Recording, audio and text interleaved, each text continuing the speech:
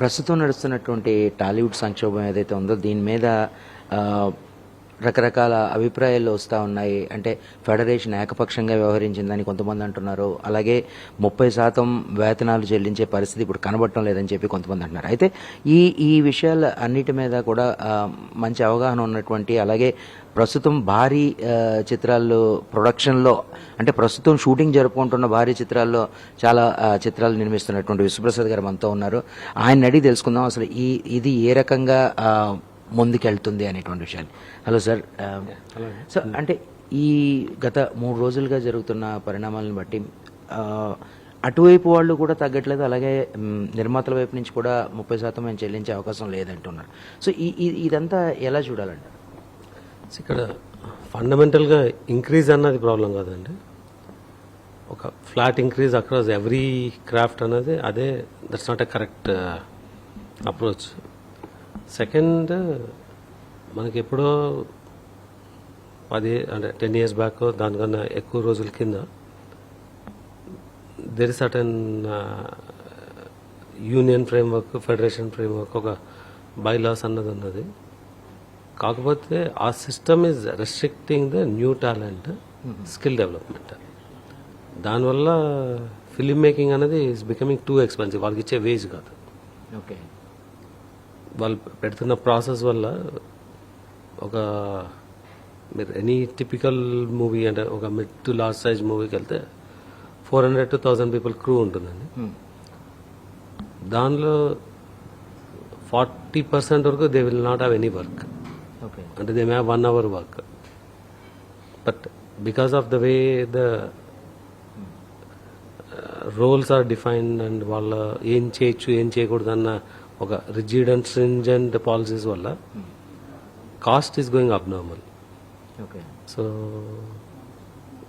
Maybe this, అంటే అందరు producers అనుకుంటున్నది కూడా it's a time to reform అని. అంటే ఇది ఏమవుతుందంటే ఒక యూనియన్ ఒక సింపుల్ 1000 to 1200 వేజ్ వచ్చే పర్సన్కు దెప్పుడే 2 lakh to 6 lakhs entry fee. దానివల్ల we're not getting the new talent. Simple అండి, ఒక డాన్సర్ కావాలమ్మా మనకి. ప్రతి సినిమాలో you'll see huge amount of Bombay dancers coming to Hyderabad. Not that we don't have a decently performing dancers are. But ఇక్కడ dancers యూనియన్కి వెళ్ళాలంటే దానికి ఉన్న, అంటే ఇప్పుడు నాకు ఒక రెఫరల్, అంటే one of the outstanding performer dancer యూనియన్లోకి రావాలనుకుంటే నన్ను అప్రోచ్ అయితే నేను ఒక డాన్స్ కొరియోగ్రాఫర్ రెఫర్ చేస్తే it took him 3 months to join the union even if is ready to pay the fee. So ఇలా ఎంట్రీ క్రైటీరియానే ప్రాబ్లం ఉండడం వల్ల we have a shortage of talent. అలా అని ఒకవేళ unions as building and extraordinary work force అంటే కాదు. మేము ప్రతి సినిమాకు డాన్సర్స్ కావాలంటే సగం మంది మరి ముంబై నుంచి తెచ్చుకోవాలి. అది మరి ముంబై నుంచి ఇంకో యూనియన్ నుంచి ఇంకొక అబ్నార్మల్ రేట్స్లో తీసుకురావాల్సి వస్తుంది. When we have so many local dancers. బేసిక్గా there is a shortage of work, skilled work force who are required for the current film making. But who are is meeting the current film making. మన ఈ wage అంటున్నది మన minimum wage. We're paying 3 times 5 times that wage for most of the skilled work force. ఇక్కడ issue వచ్చేసి minimum wage అనేది only for unskilled workers are somebody who are becoming redundant. వాడు multiple works చేయకుండా only నేను. Okay, so అంటే మీరు ఈరోజు చూసినట్లయితే మీరు ఫెడరేషన్కి ఒక నోటీస్ కూడా పంపడం జరిగింది. అంటే ఇది మీరు మిగతా ప్రొడ్యూసర్స్తో చర్చించి తీసుకున్న డెసిషనా, లేదు నా సినిమాల వరకు నేనైతే ఇలాగే చేస్తాను అని, అంటే ఇది ఒక కొంచెం గట్సీ డెసిషన్ అనే చెప్పుకోవాలి. సో దీన్ని ఏ రకంగా? సో బేసిక్గా నేను ఇప్పుడు హైలైట్ అవుతుంది, కానీ నేను యాక్టివ్గా ప్రొడక్షన్లోకి ఇన్వాల్వ్ అయ్యి 1.5 years అవుతుంది. నేను వచ్చిన అర్లీ డేస్లోనే ఒక కామెంట్ చేస్తాను, అంటే there is too much of corruption, there is a mafia layer in the making process. ఒక ఫోబియా క్రియేట్ చేసి the creating lot of noise that increases our cost and quality control అన్నది impact అవుతుంది అది. So almost నేను ఒక 8 to 10 months నుంచి we're working very hard on building the alternate work force, but we're not taking an aggressive step. But మొన్న weekend all of a sudden Sunday మేము Monday ఈ week అంతా shooting schedule ఉన్నాయి. అంటే నాకు 3 movies ఉన్నాయి షెడ్యూల్లో. 2 movies are very ready to release, soon to release. ఆ షెడ్యూల్స్ అంతా we have to shut down if you don't give a letter అంటే I responded quickly legally, but డెఫినెట్గా I consulted other producers on the ramifications. అంటే ఇప్పుడు మీ work ఫోర్స్తో ఈ remaining shooting చేస్తాను అనుకుంటే ఇప్పుడు ఫెడరేషన్ నుంచి కూడా వాళ్ళు కూడా అడ్డుకునే ప్రయత్నాలు ఏమైనా చేసే అవకాశం ఉంది కదా, మరి దాన్ని ఎలా? ఫస్ట్ అడ్డుకోవడం అనేది ఇల్లీగల్. మనం ఒక లీగల్ సొసైటీలో, ఒక సివిక్ సొసైటీలో బతుకుతున్నాము. నాకు ఈ వేజ్ రాకుండా నేను రాను అనడం వాళ్ళకి complete they have their right. ఎవరెంత వర్క్ చేయాలని అడగడం తప్పలేదు, ఎవరెంతకైనా అడగచ్చు. ఏ రేటు మనం తీసుకోవచ్చు అనేది మా రైట్. ఓకే, వాళ్ళ రైట్ ఎలా ఉందో మా రైట్ని కూడా వాళ్ళు అలా ఆపకూడదు. మా రైట్ని ఆపడం కాకుండా ఒక ఫిలిం మేకింగ్కే వాళ్ళు పెద్ద డ్యామేజ్ తీసుకొస్తున్నారు. ఇవాళ అందరు గమనిస్తే మార్కెట్స్ ఆర్ వెరీ బ్యాడ్. ఏ సినిమాకి ఏ రెవెన్యూ వస్తుందో తెలీదు. అవును. సో 20% పర్ఫామ్ అవుతుంది, 30% అవుతుంది. ఓటీటీస్ వెరీ ఫ్యూ మూవీస్ తీసుకుంటున్నారు, తీసుకున్న మూవీస్ అంతా కంప్లీట్లీ అవుట్ ఆఫ్ బడ్జెట్ అయిపోతున్నాయి. అవును. సో ఇలాంటి టైంలో జరుగుతున్న షూటింగ్స్ని ఆపడం, వేజ్ పెంచమని చెప్పి ఆపడం చాలా తప్పు. దానికి కంపల్సరీగా లీగల్ యాక్షన్స్ ఉంటుంది. సో అంటే నేను మార్నింగ్ ఈ ఫెడరేషన్ ప్రెసిడెంట్ ఎవరైతే ఉన్నారో అతనితో నేను మాట్లాడడం జరిగింది. ఆయన ఏమంటున్నాడంటే ఆల్రెడీ షూటింగ్స్ చాలామంది ప్రొడ్యూసర్స్ చేసుకుంటున్నారు, వాళ్ళందరూ కూడా మాకు లెటర్లు ఇచ్చారు. సో వాట్ ఎవర్ 30% వేజెస్ మీరు పెంచమన్నారో ఆ వేతనమే ఇస్తాము, మీరైతే షూటింగ్స్ ఆపొద్దు అని చెప్పి పర్సనల్గా వాళ్ళు లెటర్స్ ఇచ్చారని కూడా చెప్తా ఉన్నాడు. సో అది ఏ ప్రొడ్యూసర్ ఇష్టం ఆ ప్రొడ్యూసర్ అనేది. అంటే నాకు తెలిసి few out side productions or maybe once in వాళ్ళు చేస్తున్న ప్రొడక్షన్స్ వాళ్ళు 1 day షూట్ వెళ్ళినా వాళ్ళు ఇంకా సస్టైన్ అవ్వకపోవచ్చు. వాళ్ళకు ఒక 30% ఇచ్చి స్టేట్ నుంచి వెళ్ళిపోతామన్న దానిలో చేసేవాళ్ళు ఉండొచ్చు. బట్ స్టాండర్డ్గా ఇప్పుడు కరెంట్గా చేస్తున్న ప్రొడ్యూసర్స్ అందరికీ సేమ్ ఒపీనియనే ఉంది. అట్లీస్ట్ పిఎంఎఫ్ సైడ్ నుంచి we are very committed to build alternate work force అండి. అంటే ఓకే, అంటే ఎగ్జిస్టింగ్ వర్క్ ఫోర్స్ని కూడా రీస్కిల్ చేసి we don't mind paying them more, but we want to get out of a system where you are just paying for somebody to come and stay in the set for 1 hour. వాళ్ళు they become redundant and ఇలానే fight చేయాల్సి వస్తుంది veg పెంచమని. వాళ్ళు ఎలా ఉండాలంటే నా skill ఇది, నా వేజ్ ఇది అని డిమాండ్ చేసే పొజిషన్లో ఉండాలి. సో అంటే ఈరోజు సాయంత్రం మెగాస్టార్ చిరంజీవిని కూడా కలవడానికి వెళ్తున్నాం అని చెప్పేసి తెలిసింది, మొత్తం నిర్మాతలందరూ కలిసి.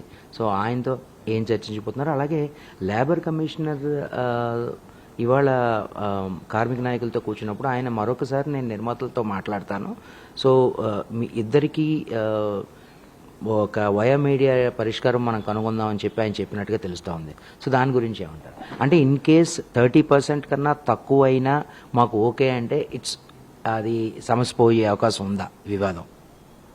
అంటే ఇక్కడ చాలా పర్స్పెక్టివ్స్ ఉన్నాయండి. ఒకటి ఫస్ట్ లేబర్ అన్నది ఒక wage below certain wage levels ఉన్నప్పుడు మనకు లేబర్ కమిషనర్ అన్న రోల్ వచ్చి you have to pay minimum this wage, you have to provide this kind of health benefits. అలా అంటే ఒక మనిషిని ఎక్స్ప్లాయిట్ చేయకోకుండా ఒక ఆర్గనైజేషన్ ఎలా వాడుకోవాలన్న దానికి ఆ లాస్ ఉన్నాయి. ఒక వేజ్ దాటినాక దేర్ నో, అంటే లేబర్ కమిషన్ అన్నది వాళ్ళు చేయగలిగింది అంటే మనం క్లియర్గా ఇవాళ ఇండస్ట్రీలో మీరు ఒక హైదరాబాద్ లాంటి సిటీలో జాబ్ అన్నది 10,000 to 11,000 నుంచి స్టార్ట్ అవుతుంది. 15,000లో టిపికల్, అంటే నాకు ఎగ్జాక్ట్ నంబర్స్ గుర్తుండదు, బట్ ఒక 10-20% ఇటు అటులో 15,000-16,000లో మినిమం వేజ్ అన్నది డ్రా అవుతుంది. If you are paying below that there is a labour law, నువ్వు ఎన్ని అవర్స్ పని చేయించుకుంటున్నావు, రీజనబుల్గా పే చేస్తున్నావా, వీకెండ్ చేయించుకుంటున్నావా, వీక్ డేనా, అండ్ దాని మీద హెల్త్ బెనిఫిట్స్ ఏమి ఇస్తున్నారు, అంటే అవి ఎన్రోల్ టు ఈఎస్ఐ అలా కొన్ని రెగ్యులేషన్స్ ఉంటుంది. ఒకసారి ఆ 16 అన్న నంబర్ దాటినాక it doesn't come in the labour act, అంటే okay. Because now you're they are come under the normal pay అనమాట. సో నాకు తెలిసి ఇండస్ట్రీలో పనిచేసే వాళ్ళు అంటే వాళ్ళకి పని లేకపోవడం వేరు, ఇది పని చేస్తే they are much higher than this wage. Okay. But అంటే నేను దాని గురించి అంత డీప్గా వెళ్ళలేను, అంటే every scenario is different. But film మేకింగ్లో మాత్రం we pay more than that pay for most of the workers. ఇక్కడ ఇష్యూ వచ్చేసి they are not equipped to do different వచ్చి 2 hours ఇన్ సెట్ పని చేయడం is not right utilization. So అలాగే అంటే ఇప్పుడు 2 భారీ చిత్రాలు రిలీజ్కి రెడీ అయిపోతూ ఉన్నాయి, రాజాసాబ్ కానీ లేకపోతే మిరాయి కానీ. అండ్ రెండిట్లోనూ కూడా చాలా ఎక్కువ విఎఫ్ఎక్స్ వర్క్ ఉంది అని మీ టీజర్స్ చూస్తేనే తెలుస్తుంది. And what ever content you already released వాటి చూస్తే తెలుస్తుంది. సో బట్ ఇక్కడ ఈ మధ్యకాలంలో వస్తున్న ప్రతి సినిమా కూడా విఎఫ్ఎక్స్ వల్ల విపరీతమైన లేట్ అవుతుంది, విఎఫ్ఎక్స్ వల్ల టైం మనీ కూడా ఎక్కువ ఖర్చు అవుతుంది అన్నాడు. బట్ మీరు ఎక్కువ విఎఫ్ఎక్స్ ప్రాధాన్యత ఉన్న సినిమాలే తీస్తూ ఉన్నారు, అంటే ఎలా ఇది? అది maybe long answer. Okay. See అంటే నేను I come from tech background అండి. సో విఎఫ్ఎక్స్ అడాప్షన్ అనేది అంటే స్కిల్ బిల్డ్ చేయడం is much easier than developing other skills.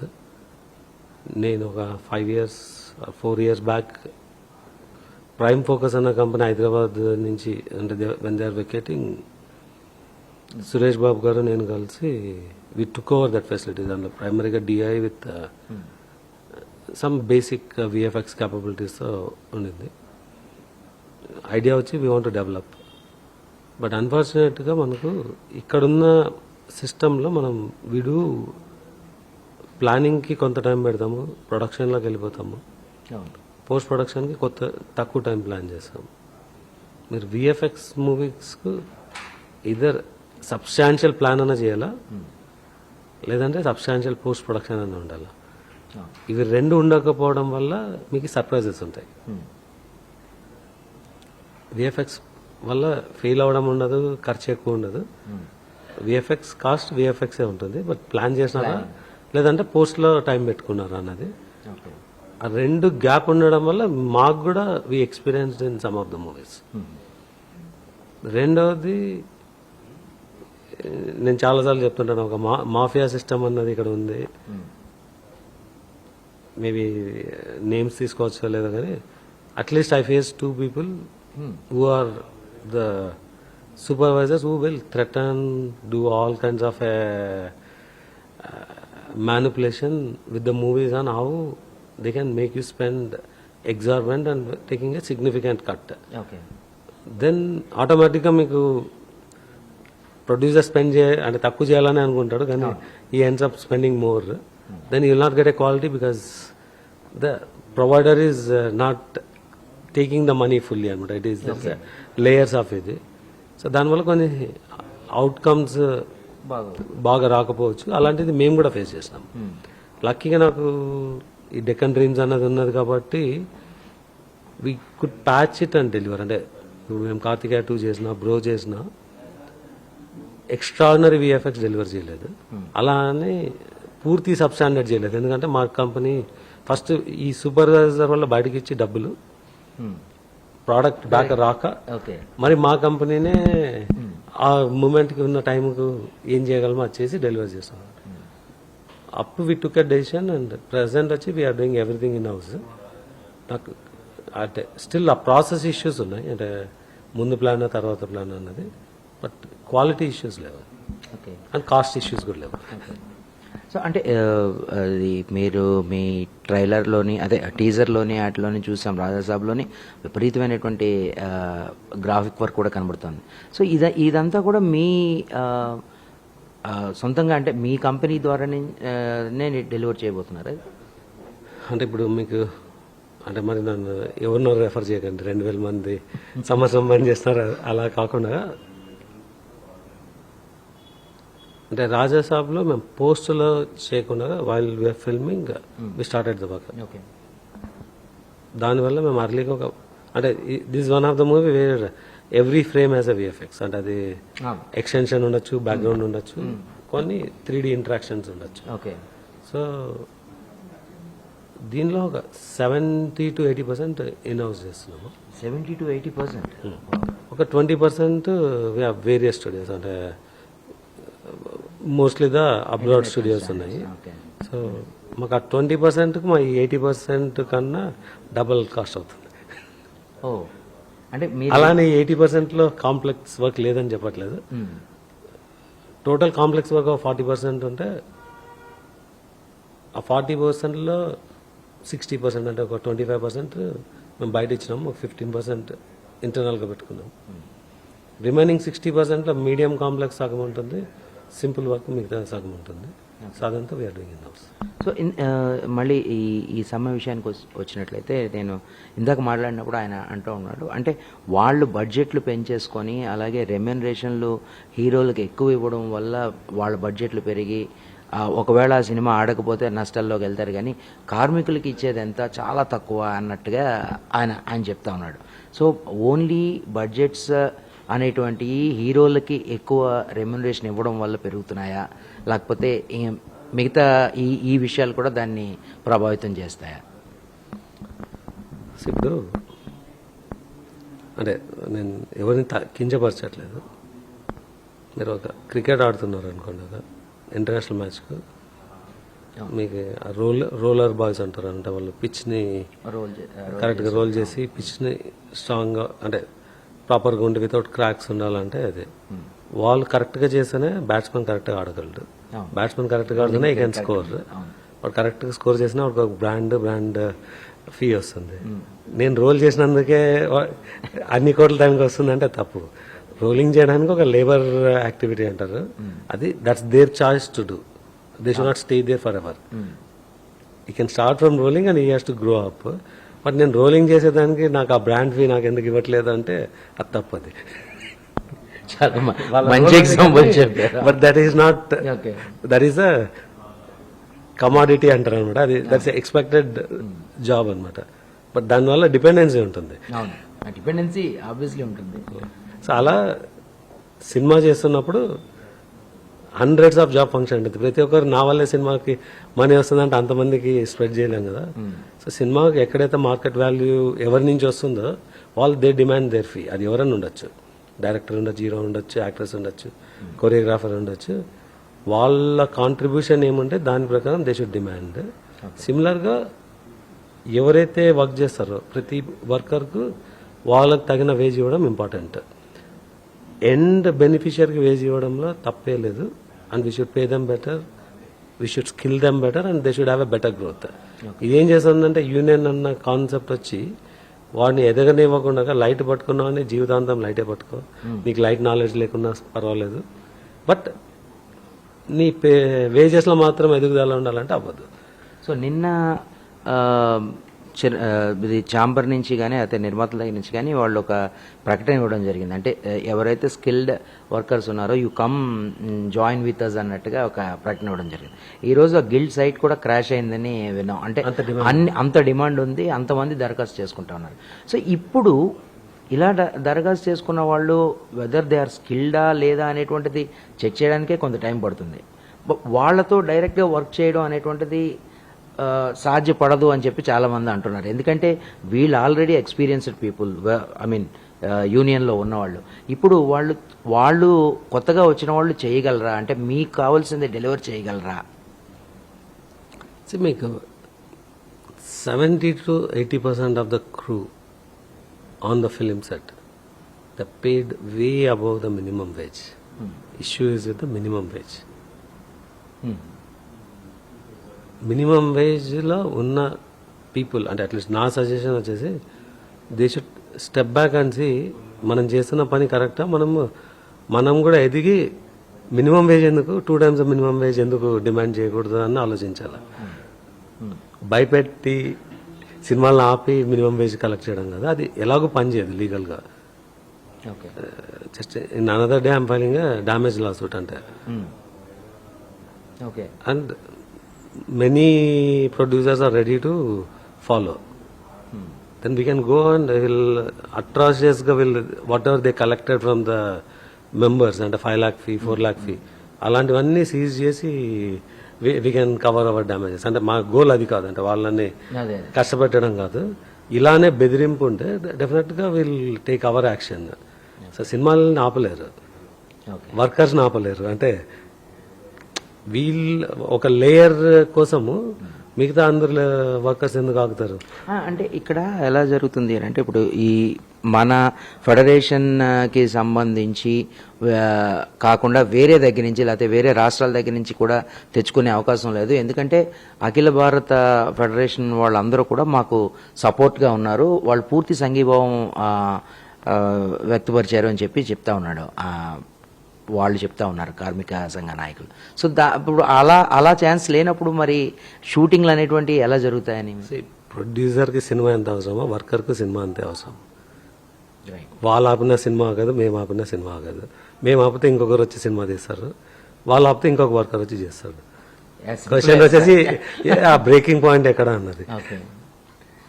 So అంటే wishing you all the best for the upcoming biggies, like Mirai కానీ లేకపోతే రాజాసాబ్ కానీ, 2 సినిమాల తాలూకా టీజర్లు కానీ లేకపోతే whatever content you have so far released కానీ బ్రిలియంట్గా ఉన్నాయి. సో మీ ఫర్దర్ మూవీస్ కూడా మంచి విజయాలు సాధించాలని తెలుసు కదా. అక్టోబర్లో డిసెంబర్లో ఉండొచ్చు. సో మోగ్లీ అంటే చాలా దగ్గర అయిపోయినట్టున్నారు 100 మూవీస్కి. లేదండి, 100 మూవీ ప్లాన్ ఒకసారి స్టెప్ బ్యాక్ తీసుకొని 1 year we did all clean up, but will again come back. కన్నడలో 2-3 ప్రాజెక్ట్స్ చేస్తున్నాము. కన్నడలో ఈ యూనియన్ కాన్సెప్ట్ ని పక్కన పెట్టి, యూనియన్ కాన్సెప్ట్ పక్కన పెట్టి మేము మొత్తం అందరూ సినీ కార్మికులే ఉంటారండి. ఓకే. వర్కర్స్ చేంజ్ అవ్వరు. ఈ ఫ్రేమ్ వర్క్, ఈ అట్రాసిటీస్ పోతుంది, వేజెస్ కూడా సేమ్ గానే ఉంటుంది. అంటే తగ్గించి ఇచ్చేదేమి ఉండదు, కావాల్సిన వాళ్ళు పెట్టుకోవడం ఉంటుంది అంతే. సో అది అంటే సినిమా అనేటువంటిది ఎప్పుడూ ఆగదు. మేము ఆపేస్తే వేరే వాళ్ళు వచ్చి తీస్తారు, అలాగే వాళ్ళు వర్క్ చేయడం అంటే వేరే వాళ్ళు వచ్చి వర్క్ చేస్తారంటున్నారు. 2 పెద్ద సినిమాలతో అతి త్వరలోనే మనల్ని పలకరించనున్న పీపుల్స్ మీడియా ఫ్యాక్టరీ అధినేత విశ్వప్రసాద్ గారితో ఇది చిట్ చాట్. కెమెరామెన్ శ్రీనివాస్తో, ఫణి, ఎన్టీవీ, హైదరాబాద్.